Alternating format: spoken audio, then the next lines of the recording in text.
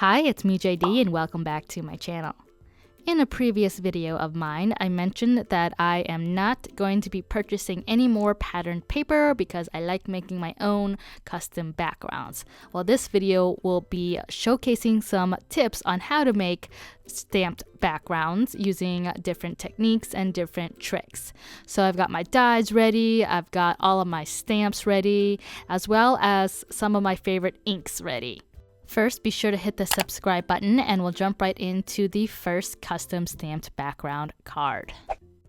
One technique to create a custom stamped background is to use sort of a scattered pattern with your stamps.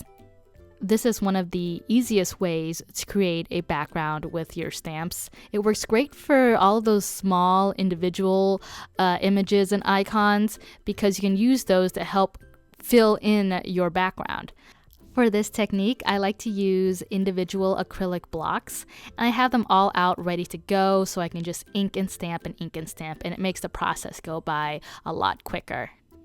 Some things you have to keep in mind here is just the spacing of your images, and another tip would be to have a piece of scrap paper behind your card base just so you can stamp off of the card base to give it that really patterned look, like, you know, this was cut from a big piece of paper or something.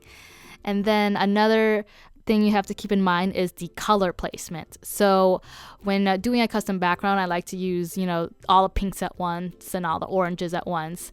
But then I have to kind of plan ahead of where to put the colors and space the colors so they're not all clumped up in one corner. And then, as I said before, I use a smaller image like that piece of sprinkle stamp to help fill in the gaps and help even things out. Another tip for your custom stamped background is if you have a wide space or an awkward space after you're done doing your stamping, you can just cover it up with a die. Like, there's this awkward middle space on my background that isn't as filled in as I want it to be. So I'm going to use this larger word die cut to help mask that and help camouflage that. I like this negative space die because you can obviously see through it, so you can see some of the cupcake images peeking through, but it's big enough to help, like I said, camouflage that large, not large, but kind of noticeable awkward space in the middle. I just popped that up with some foam tape and it added some dimension and some interest to my card. And I figured since all of my stamps were out and all my inks were out, I figured I'd make another background. And so that's another tip. If you have all the supplies already, you can either stamp a large sheet and then cut it in half, or just make two at a time. And since I have all of my stamps out and the stamp set had this happy birthday sentiment, I figured I'll stamp the inside of my cards so they're ready to go when I need to send them out. Now I'll just run some tape runner over the front of my note cards and attach these card bases, and both of my cards are finished. For a wow factor to your custom stamped background, you should try out the Gina K Wreath Builder. I've used this in videos in the past and it's super simple, yet really makes it look like you spent a lot more time on your card than you actually did. So how it works is that you get this Wreath Builder stencil and you place your stamp in any spot that you like, and then you ink it up. And be sure to use a stamping tool. I use the Misty when I use the Wreath Builder. And then after you stamp your image, you're going to rotate it either to the next point or to 2 points over and stamp your image again. And then you keep rotating and rotating, and what it does is it creates this kaleidoscope effect to your stamped images. You can keep the same color for your stamped images, or you can change the color up each time. The Wreath Builder is just so simple in theory, but it's just like, why did no one think of that before? Like, this little doohickey just takes all of the guesswork out of pattern stamping. And plus, it's just fun.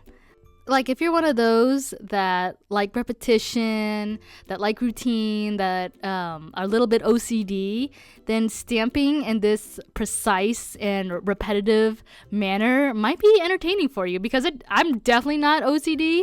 it was still fun for me to do this just because it was so simple. It was like a little factory of pattern building. And now with this wreath builder, you can just go around the perimeter and make a wreath, as the name calls, or you can go in between and in the middle of your design to make a sort of kaleidoscope pattern. I think I heard Jennifer McGuire first call this type of stamping kaleidoscope, so credit goes to her if she was the first one, but I'm not sure. Anyway, to finish out my custom stamped background, I'm going to stamp a little bow in the middle, and now I'm going to run my tape runner over the back and stick it on an A2 size card base. I've got my word die cut already cut out. I'll just add some liquid adhesive to the back of that. I'm going to pick it up with my tweezers because it's a little delicate. Once that is set on there, it wasn't that even, so it's okay. I'm just going to take my craft scissors and just snip off that excess. Same as before, since I already have the stamp set out, I might as well stamp a sentiment on the inside and then run some tape runner over the top of my note card and attach my card base. And this card is complete and it is ready for the holidays. Another fun technique to do with your stamps is to overlap them. So my first tip, if you're going to do this, is to kind of map out your design. I want a row of overlapping butterflies on my design. And you kind of have to do some math here because I want like 7 butterflies. To do this technique, you want to stamp out the first one, and then you want to stamp out the end one, and then you want to stamp out the middle. Or you can stamp out the middle stamp and then work your way outward. The point is that you want even spacing between your overlapped images.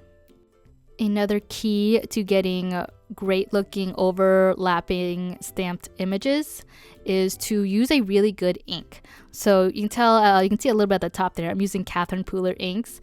I've already said this before in many videos, they're one of my favorite inks. I think they're one of 2 ink brands that I have all of the ink colors.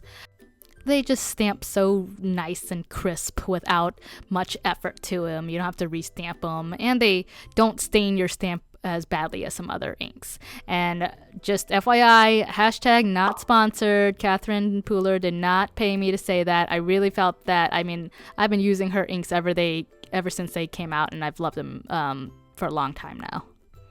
I wish Catherine Pooler would sponsor me though.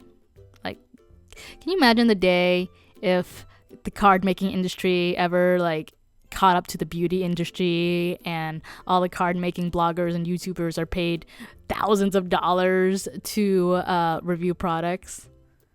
No? Yeah? Pipe dream? I thought so. It's okay. I like supporting small businesses.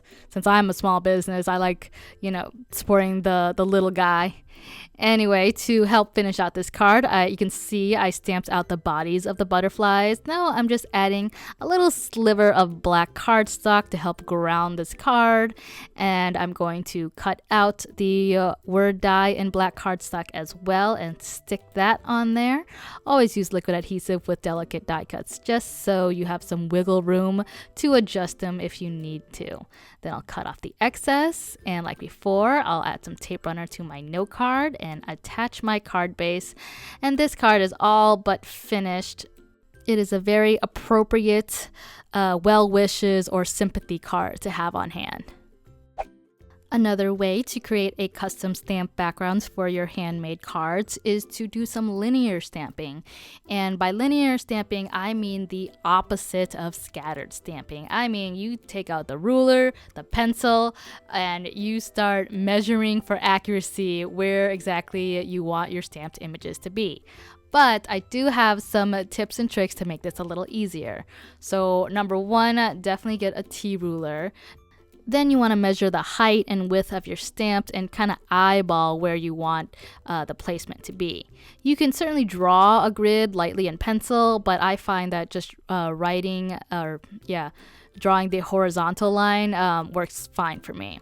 So what I'm doing is I'm inking up my stamp, although I may have put too many inks on there, way too many love taps for Catherine Pooler inks, but it's fine. It's still great coverage for a hand-stamped image. So I've got my first two stamped images on there on the first row, and then I'm going to work linearly. And what that means is that I'm going to go diagonally in my stamped background. I'm going to visualize a diagonal line of teal bears and a diagonal line of blue bears. And that will help me get my spacing just right for my pattern. It's very easy to visualize once you get going. And for this type of pattern, again, you want to use some copy paper or scratch paper behind your card base just to help really finish the look of some offset stamping and off paper stamping. You could also use a MISTI stamping tool to help line up your images as well. So now I'll go back with my eraser and just erase all of my pencil lines, and I'll be like, it never even happened. And this looks so cool. It looks like wallpaper. I wish I could use this in my boys' room. Anyway, then I'll cut off some from the side and some from the top and bottom because I want to add this to a color cardstock base. Recently, I've been trying to use more of my colored cardstocks in my cards just to help reduce the amount of paper clutter I have. So I'll attach some tape runner to the back of that, adhere that to my new card base. Of course, I did it crooked the first time. Take two. That's why I love tape runner. Next, I'll add my word die cut. And I'm going to leave the inside of this card blank just because I don't know what kind of card I'll need for it. But it has a nice masculine feel to it, and I always feel like you should have some masculine cards on hand just in case, you know, father, son, male, coworker. Anyway, so that completes all of my custom stamped background cards. Thank you guys so much for watching. I hope you got some tips out of this, and I hope you'll check out my other videos.